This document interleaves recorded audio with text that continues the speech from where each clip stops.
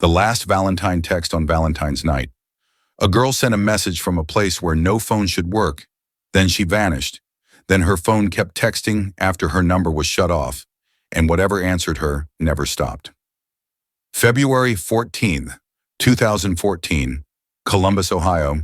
Emily Harper, 21, communications major, dependable, predictable, the kind of person who checked in everywhere she went and never disappeared without explanation. Her life followed routines, classes, work, home, texting, sleep, repeat. She wasn't reckless. She wasn't impulsive. She wasn't secretive.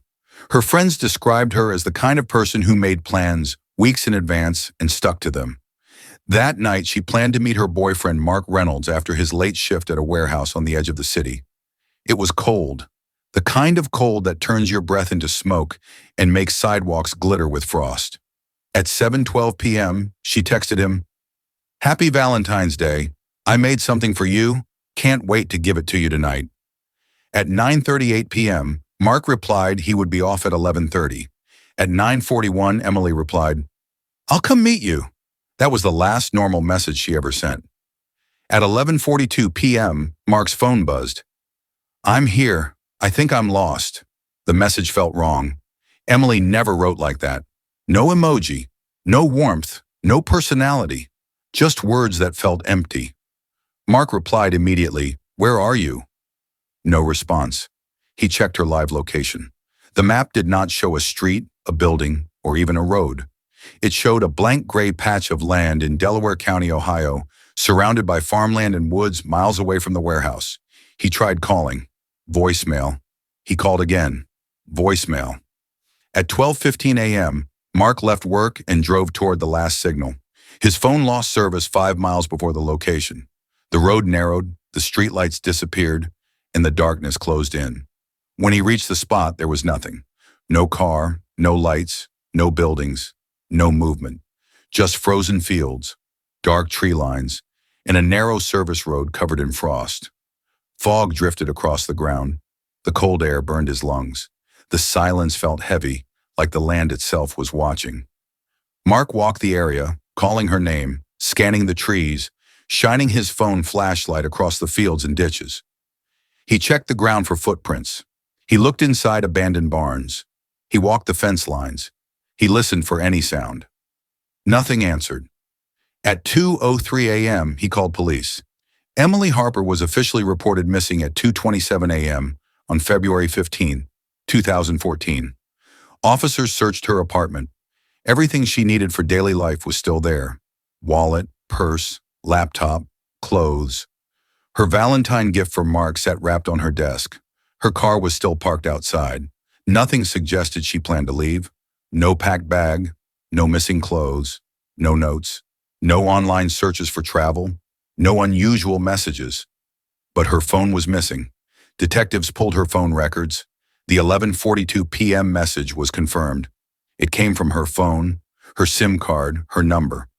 But the signal did not come from a normal cell tower.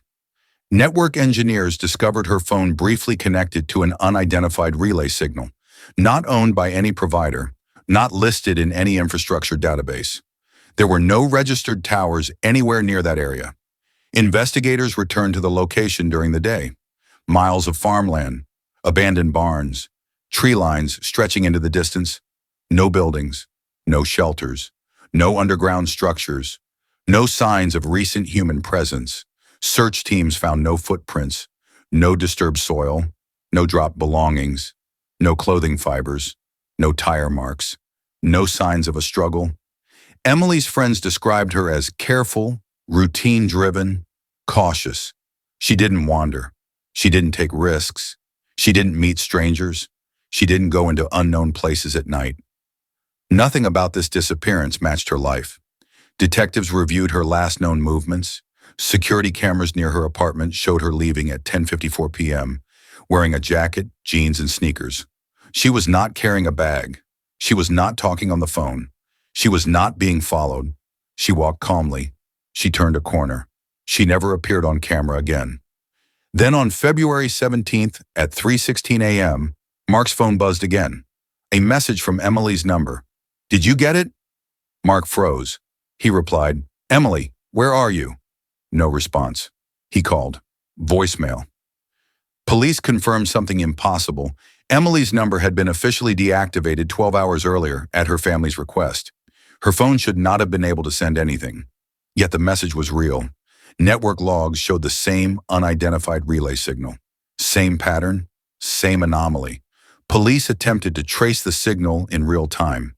It appeared briefly, then vanished completely. There was nothing to follow. Detectives widened the investigation. They reviewed traffic cameras across multiple counties. No footage of Emily entering a vehicle. No footage of her near major roads. No footage of her near gas stations, stores, or intersections. They checked ride services. None. They checked buses. None. They checked taxis. None. They checked financial activity. Nothing. They checked social media. Nothing. It was as if Emily had stepped out of the world, but her phone kept communicating. On February 21st, Mark received another message. I left something, Mark replied. What did you leave? No response. On February 23rd, another message arrived. I'm cold. Police returned to the rural area. They searched deeper into the woods. They searched drainage ditches. They searched abandoned barns. They searched old storm shelters, collapsed sheds, and fenced-off fields. Nothing. No phone.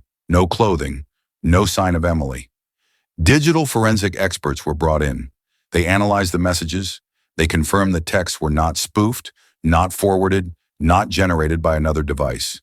They originated from Emily's phone. But no one could explain how the phone was transmitting without a registered signal source, without a known tower, without a traceable relay.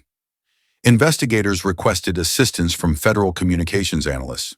Engineers reviewed the logs and confirmed the signal did not match any commercial infrastructure, emergency network, or temporary installation. It did not behave like a standard transmission. It appeared, connected briefly, transmitted data, and vanished. Then something else happened. On February 28th, Mark received a voicemail from Emily's number. The voicemail was 7 seconds long, mostly static. But beneath the noise, a voice whispered, I'm still here. The voice sounded like Emily, but distorted, slowed, fragmented, like it was passing through something unstable, something that wasn't meant to carry sound. Police reopened the case aggressively. Ground searches resumed. Dogs were brought in. Aerial sweeps were conducted. Thermal imaging was used at night. Drones scanned the fields. Cadaver dogs searched wooded areas and water sources. Nothing. No scent. No disturbance. No evidence. Time passed. Then months. Then years. Emily's case remained open, unresolved. Her phone number was never reactivated, yet messages continued to appear. In 2015, Mark received a message. It's not empty here in 2016. Another. I hear them in 2017. Another. I can't see the sky. In 2018, another. They don't know I'm still here. Each message arrived between midnight and 4 a.m. Each came from Emily's number. Each used the same unidentified relay signal. Each appeared briefly, then vanished from network logs. Each time investigators attempted to trace it. Each time the signal disappeared before it could be located. Mark stopped sleeping at night. He kept his phone on his pillow. He stopped silencing notifications. He answered every unknown number. He replayed the voicemail hundreds of times, trying to hear something new, something hidden, something that could explain what had happened. Emily's family held vigils. They posted flyers. They spoke to reporters. They kept her room exactly the same. Her mother refused to move her clothes. Her father refused to deactivate her email account. Her friends refused to delete her number. In 2019, Mark received the last message. Please don't stop looking. Police attempted one final trace. The signal appeared for less than 3 seconds, then nothing. No location, no source, no device. Emily Harper remains missing. Her disappearance remains unexplained. No suspects, no arrests, no physical evidence, only messages from a phone that should not exist. Only signals from a place where no signal should ever reach. Only a voice that refuses to stop answering. So if a person can vanish without leaving a trace, and a phone can keep sending messages from nowhere, then the real question isn't where Emily went. It's what answered her phone and why it refuses to let her disappear.